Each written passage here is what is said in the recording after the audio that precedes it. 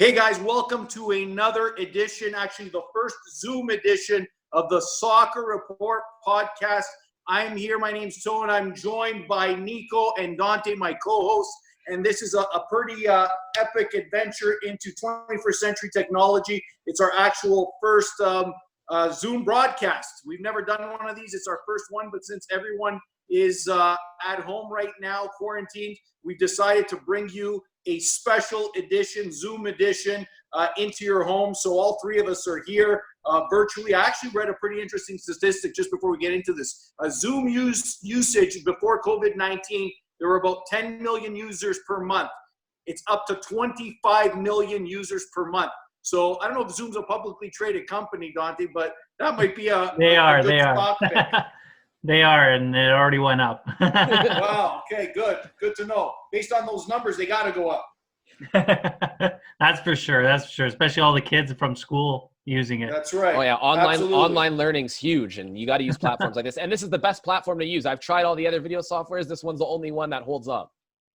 Yeah, absolutely. Very easy to use, user-friendly, and I think they're making improvements actually right now, taking feedback from everyone that's at home and using it, and they're adding these new improvements on daily. So it's just getting better and better and better.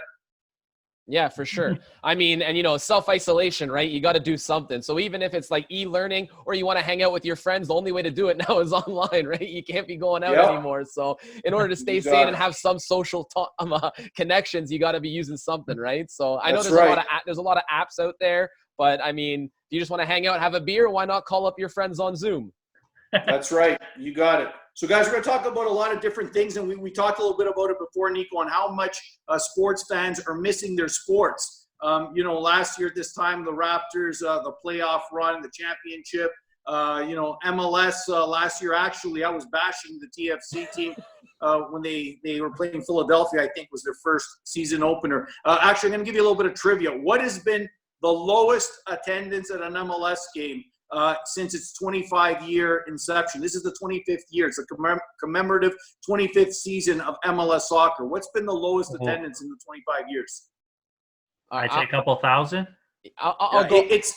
I would say 1,500 at maybe like a San Jose game or a Colorado Rapids game maybe. So let's talk about – tell me for 2020 what you think it is, what the number was, because the season did start, right? Like we didn't have our home opener here with TFC, but what do you think it was? For 2020? Yeah. 11,000? You're pretty close.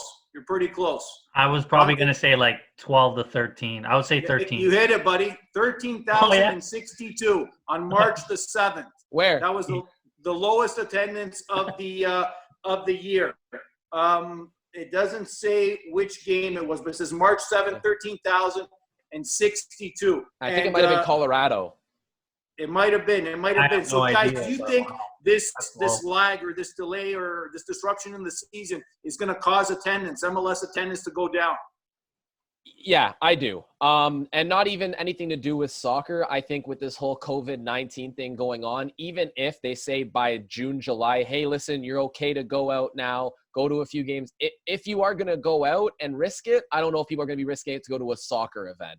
I mean, that's such a great point. I would, but I don't know if anybody else would. Because it's outside too. You know how many people have asked me if I'm going to give up my season's tickets? Are you going to sell them off for the season? Because people are literally afraid to be in large crowds. And I think this can have a massive impact on all sports, especially a sport like soccer, which, in a city like this, it's not your first, second, or maybe even third choice of sports. So it's going to definitely hurt TFC. I really believe that. I agree too, Toe. I agree too. And it sucks too because it's just, we had so much going on here, especially with the podcast. Like, obviously we got a lot of momentum still, but it's just like, we have that itch for soccer, just getting out of our house. Obviously, even at Sportsplex, right? We definitely miss that. So 100%. So let me ask you. So Nico says he'll still go to the games when they resume. Are you going to go, Dante? 100%. 100%. So am I. That's three of us. that I'm gonna support It TFC. might it might be just the three of us drinking beer, watching the game. It'll be like up close and intimate. It'll be awesome. I'd be okay with that. That'd be social Yeah, distancing me at too. its Hey, finest. Paul, you could sit beside Greg Vaddy. We could go down low, the lower bowls. I'm sure he'll ban me from the field, so I don't know about that. Well, yeah, I mean, and But- we were talking about it before. Right now, it feels almost selfish to think about how, I'm missing sports. I want to watch sports. In a time where the world is what it is, it kind of feels selfish to think about yourself in sports because it's really so juvenile when you actually look at it from a broad view. But it does. It's a great pastime, and I miss it. I miss watching soccer. I agree. Right now, we'd be having Champions League going into the semifinals and the finals next month. We'd be going into the Euro Cup coming in June and July, which we're missing now. MLS Yeah, and is guys, starting I had off. tickets for that. I had tickets for the Euro Cup. I had the July 4th game in Rome at the Olympic Stadium, and that's gone. That's postponed until 2021. Very sad. What an opportunity, Wow. right? Like you're missing out on these great moments because of this, and it's terrible. And the scary fact is, when this ends, there's going to be a new normal, and we don't know what that looks like yet. Yeah. And you know what? It's sad for the sports business, even the non-professional sports business, like my business, which is basically a recreational sports facility. Are teams going to want to come back? Or, are they going to be close contact playing? Is there going to be a new law that says, 20 people can't congregate in the same place? We don't know. We don't know the ultimate impact of this. This is going to be really life-changing for everyone. It's crazy. Yeah. It's crazy. Yeah, it's unbelievable. definitely life-changing. There's one thing that we could all agree on that's definitely going to boom, and that's everybody's doing like an e-sports type of league, right? So Right. as We know Luca Rosano, our friend and host. Often he's basically participating and hosting a lot of these esports tournaments. So that industry is going to boom over this. Yeah, give him a follow at the Waterboy Report. He's doing a lot of work with NHL 20 esports events. You're going to want to check those out. I mean, you got nothing else to watch, so might as well take a look. And Dante, you're right. You hit the nail on the head. Esports, there's going to be two things that come out of this that are huge. Esports is going to get big, and in 9 months, there's going to be a lot of babies born to divorced parents because they're not going to be able to stay in the same room for so long. Yeah. Lawyers are going to make a lot of money out of this. There's a few industries that are going to do well. Divorce lawyers are definitely going to do well. Oh man, It's madness what's going on right now. Yeah. Unbelievable. So guys, Unbelievable. what are you looking forward to in terms of the TFC season? Because I was looking forward to, and I know he was hurt, but Piatti was someone I was looking forward to seeing. So that would be something that I'm really missing. We didn't get to see him. The new Nigerian kid who there was a lot of talk about him, Achara. But what are you guys missing about TFC in the season? Well, from my point of view, this kind of stoppage, if the season does continue in July or June like they're hoping and they play the full season, it's bad to say, but it's kind of a blessing in disguise for Toronto because Piatti, they said, was going to be out for a few months. We had Bradley already out till June, July. We're going to get our team back healthy come if the season starts back up July and August. Of course, if there's a season. But if there is a season, it's kind of a blessing for Toronto to get their players healthy, especially since Piatti's only on a 1-year deal. We want to see what we have with them. So getting him healthy and ready for the season, this is okay for TFC anyways. It sucks for the fans. It sucks for everybody else. But from a team perspective, it's kind of benefit for them. It sucks because, like, I wrote an article on this before the season started, right? The good, the bad, the ugly. And you can check it out on the waterboyreport.com.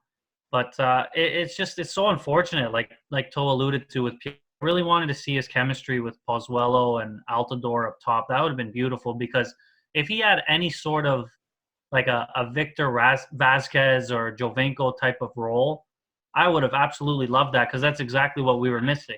Somebody that could just, take the pressure off Altidore and Pozuelo up top and just go from there. But pop in 10 goals a year, like no, for sure. Free kicks, maybe. It's what we need. The only thing I did hear about him from the Argentinian community and my Spanish friends is that he is super prone to getting injured. Yeah, the injury. And I think TFC knew that when they signed him, and obviously he's injured, so they know that now. Yeah, that's why they gave him the 1-year deal. It was 1 year, prove yourself, let's see what we got, and then if not, we can move on next year. Yeah. You got it. It's an expensive one though, Nico. $1.5 million. That's nothing to MLSC, right? Well, come on, what do they got? That's nothing to them. For guys like me and you, yeah. That's a day of beer sales at BMO. That's Yeah. it. And you know what? Toe hit the nail on the head saying the Achara. How much of a bright spot was he in our home opener? He scored 2 goals. One was disallowed. Only one counted. But he was a bright spot. He would have been an exciting player to watch this season. And he might be a victim of this weight because when Piatti comes back, there goes his spot on the team. They were saying Achara gets a few months in before Piatti. Now if Piatti comes back when the season's up, that could be Achara's spot, which I would hate to see because he was a real bright spot in that lineup. That would be heartbreaking for him. That's a great point. Absolutely. Because that kid would have been in the limelight. And now, with Piatti obviously healing and having time to heal, he may not get that opportunity. So timing is everything. And special too, guys. He's very special. His work rate, the guy runs like unbelievable. Like, what was it? The game against NYCFC. I was there seeing him. Like, I don't know if they showed him on the camera or not, but I kid you not, guys, the whole game, up, down, up, down, up, down, up, down. And to do that for 90 minutes is definitely not easy. I know his pace is incredible. It reminds me, I don't know if you guys remember Dominic Oduro, who used to play for Toronto and then he went to Montreal. Yeah. Not in the sense of they're the same players because Oduro had a lot of issues, but his one thing was he had pace. He could run those wings, and that looks like what Achara could do as well, with the added bonus of actually putting the ball in the net too, which is huge. Yeah, absolutely. Yeah, he was a real bright spot, and I think the fans would have loved to see him. And I think, he would have had his moment. He would have had a couple of weeks for sure to show what he was made of. But unfortunately, with the timing and the events, he may not get that chance. Yeah, it's too bad. Yeah. Nico, you were talking about some pretty interesting things. I just wanted to spin it to the other side of the pond in England and EPL. How's it going to play out? How does this season play out? I mean, this is the storyline I'm following because it's one thing to be always doom and gloom, but to have some moments that make you laugh is what you need this time. And if you're not a Liverpool fan, you're loving this because Liverpool cannot win the EPL to save their lives. This year, it looked like guaranteed they had the cup in the bag and then coronavirus. They cannot catch a break. And now they're talking that they might not award them the title, even though they were pretty much guaranteed winning the title anyways. If the season ended and they lost every game, they still have a chance at winning the title. So, I mean, it's ridiculous for them not to give them the title. They're talking about maybe doing a final between Man City and Liverpool. And if that happens, I don't know who I favor. Man City's a great team. In one game, anything can happen. So if I'm a Liverpool fan, I'm upset. If I'm a fan of any other team, I'm loving this because Liverpool cannot catch a break. An actual blogger wrote back in January, the only thing that could stop Liverpool now is a big crisis of epic proportions. And sure enough, here we are. And this, right? It happens. He spoke too soon. He jinxed them. I can't believe it. That would be something, guys. That would be in the history books for sure. Yeah, I think they got to come up with some creative ways to play out seasons and play out championships. Like we were talking about, basketball wants to have all the teams in Vegas and, play out the season out of a complex in Vegas. I think soccer is thinking of the same type of thing. They're starting to get creative, and there's some interesting ideas. This may be a year for the record books in sports as well, because if things do get back on track by June or July, we might see some creative ways of these seasons getting played out. Oh, I completely agree. And not only that, it might even lead to more things with online betting and things like that, people staying at home and watching the game virtually and all this crazy stuff. So, yeah, I mean, I watched something interesting. I watched this podcast, and these guys were talking about the people who took things the hardest are the New York and Vegas bookies who are losing billions of dollars, and they're like completely freaked out because they got to go back to extorting people and prostitution and drug running. Highly leveraged. It's crazy, all the stuff that's losing out on all different things, right? Think about it. Gambling is an addiction. You just got that taken away. You're quitting cold turkey. That's tough. Yes, I mean, Rob Ford doesn't believe in that. That's why he kept the LCBO open, because he said drinking is an addiction. We got to take care of those people. So should have kept pro gambling going online or something. Should have figured it out. Yeah, you got to figure some way out to keep these guys going, right? Darts, empty room darts was the only sport I've seen on TV. You got to start betting on that heavy. NASCAR right. Too. Yeah. Oh, man. What do you guys think about Champions League? Like, for me, I was excited about Champions League because, as you know, I'm a Juventus fan, and Ronaldo's getting older. I don't think he's got too much time left, although he's an incredible specimen. I don't know if you guys have watched workout videos of him now at home, COVID-19 workouts. The guy is jacked to the max. I've never seen him in better shape than I have right now at 34 years of age. But anyways, I thought this was going to be their run. I really believe it. I think they could have done it this year. And I think that's coming to an end. And I think, I don't know, Buffon's going to stick around for moral support, but it was a pretty important year in Juventus history. And what do you guys think would have happened with the Champions League? Well, it's a damn shame. It's a damn shame, Toll. Like, I know, especially our sponsors, Cataldi, they're huge Juve fans. Shout out to Cataldi. They're the best. But it's just... they're doing really good stuff with the curbside pickup, really servicing the bomb community. If you need to do any shopping, you place your order, they leave it on the curb, you pick it up. It's incredible. They got a lot of innovative stuff. You must be consulting them, Dante, because the data is incredible. They have the hand wash station outside. I can see the touch of Dante on some of these doing a great job. Good stuff. Dom and Tony are doing a great job over there. So they're doing a very good job. But what do you guys think about the Champions League? But yeah, so I'll say too, To, on your point there of Ronaldo getting older, that hurts me too as a Portuguese soccer fan because, our Euro, we're defending Euro champs coming into this Euro. Now we got to wait another year with Ronaldo another year older. Who knows what he'll be like in one more year? I mean, you're right. The guy's a physical specimen, but time is undefeated. They'll catch up to him eventually. So I want to get him in as many tournaments as he can before he gets that point. So waiting a year for the Euros is a little worrisome for me. And like you said, Juventus has a team this year that could make a run. We don't know. They were down 1-0 going into the second leg, but 1-0 and they're back at home. That's nothing. They'll overcome that for sure. It's hard. It's hard. Honestly, though, I think Champions League this year, it's done. They're not going to worry about it. They're going to cancel it, restart it up next year. I don't see them even trying to think of a way to finish it. They're going to worry about the domestic leagues right now. If the Euro Cup's done, I guarantee you Champions League, they're just going to wipe the slate clean as well. Yeah, agreed. They're going to have to just, wait till next year and just start fresh. Yeah, I agree.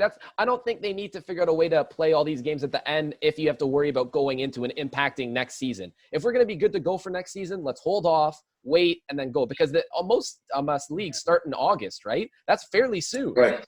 So, I mean, you can't really postpone any games and make up time. They'll have no time to do this. I'd rather them just start fresh. Another thing, too, even in terms of soccer in general, like, there's a difference between being in shape and then there's a difference between being in game shape, right? Right. So as a player, this, and it's just, that mindset running up and down the field, it hits you, it gets you winded right away. So I don't know how they would recover that way so fast if they get them. Yeah, they're talking about giving them like a week or two to have, and they don't have time, so I don't know how they would do a mini training camp for all the teams, but, obviously a week is the biggest issue. Yeah. Yeah, it's a serious issue. And just thinking about how this impacts all sports. Like I was thinking about the Toronto Wolfpack, the new rugby team that made the Super League. They had just made one of the biggest acquisitions in rugby history by buying a phenom. They spent $10 million, and now their inaugural season is put on hold. Like there's so many dampers on sports in general. It's unbelievable. And I think that a lot of fans, unfortunately, are going to miss out on some what could have been really memorable 2020 seasons. Yeah, I think so too. I agree with that. I mean, it's going to be a lost year. And I think that's the only way you rationalize it right now is coming out and saying, listen, you know what? It sucks. This year's done. Don't award any trophies because here's the thing. Everyone's trying to come up with creative ways. They're saying, like, why don't we do the Stanley Cup in a March Madness style bracket? One game, every team's in. They go to the final, who wins it? You know what? Winning that would be nice, but that's an asterisk beside your name. You don't really win the Stanley Cup just because you won that, right? It's completely different. Yeah. You're ignoring all the games beforehand. To me, you got to give the seasons away. It sucks. It is what it is. If there was a team that was out and out going to win, like Liverpool, then I say, you know what? Award them the title. They deserve it. But anything else, sorry, guys, it sucks. Season's canceled. We're moving on to next year. Because keeping this postponed and everything is just going to make it worse for the following season. And now we're impacting 2 years of play instead of just the 1 year. So I think you got to cancel the seasons. Agreed. And that's with NHL, NBA. I'm not including MLS in this because they just started up. There might be a way to figure it out still. But we'll see. We'll have to see on how that goes. Yeah, Major League Baseball sort of got lucky because, spring training just ended. That's crazy.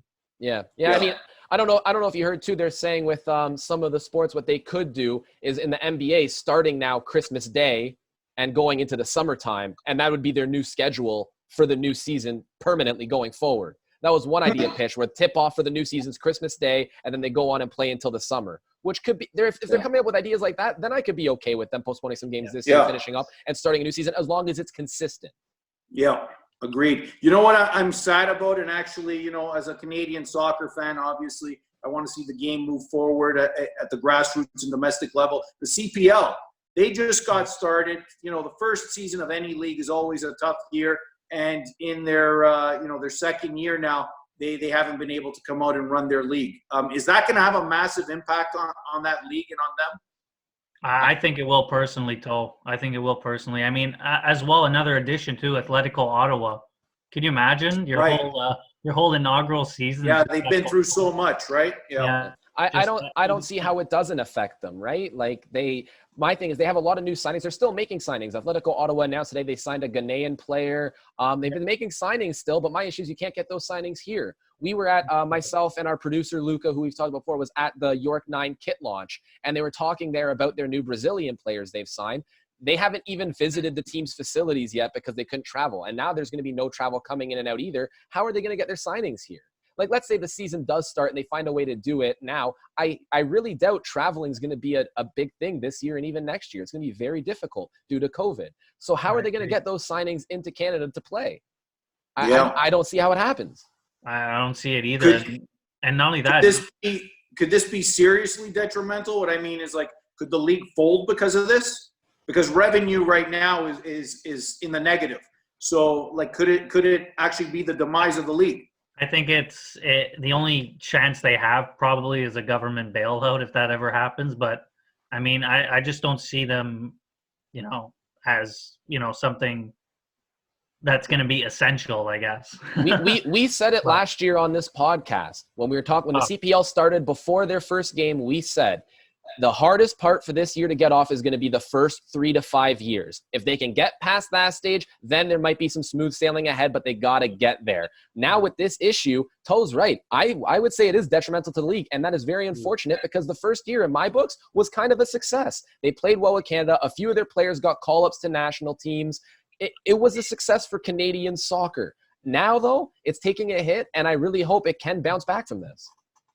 Yeah. Absolutely. I hope so too, because for the sake of all these young players, it does give them a place to play, right? So, you're a young Canadian player, you've played all your youth soccer in the GTA or anywhere in Ontario or Canada for that matter. Now you have something to aspire to. We have it's a pathway. Yep, it's a pathway for sure. So hopefully they do survive this. I really hope so. And also because we're part of the 2026 World Cup. Yeah. Exactly. If that happens. If that happens, absolutely. We don't know now, right? Anything could be happening nowadays. We don't know what the new normal is going to be. For sure. So, guys, what have you been doing during this COVID-19 quarantine? Dante, what have you been doing at home? Oh, it looks like Dante's a little frozen down there. I've just been working. Oh, I am? No, there you go. You're good. You're good. You're good. Good now. Okay, yeah, no.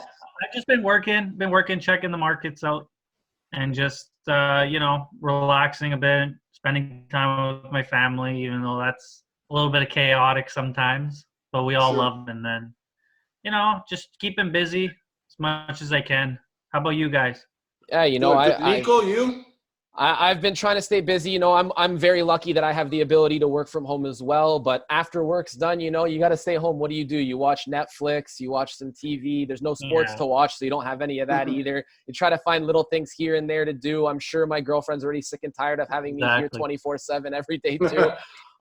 But you try and keep yourself busy. So. And we should do more of these get-togethers. We got to have some content out there for everyone to see. I know be innovative. You guys need to follow Toe Knows Everything over on Instagram. He's doing some really great things. He's never been one to toot his own horn, so he's not going to say it. But he's been doing some great things during this time for people in need. We need more people like him. Check out his latest posts about what he's doing right now with Vaughn Sportsplex too. He's doing some really great things. So make sure you follow him on Instagram. Follow Dante. Dante's the guy. If you need anything done, he's your guy. All right. You want someone to watch your money? That's Dante. All right. He knows exactly what he's doing. So guys, listen, there's things we can be doing now, but the most important thing we can be doing is staying inside.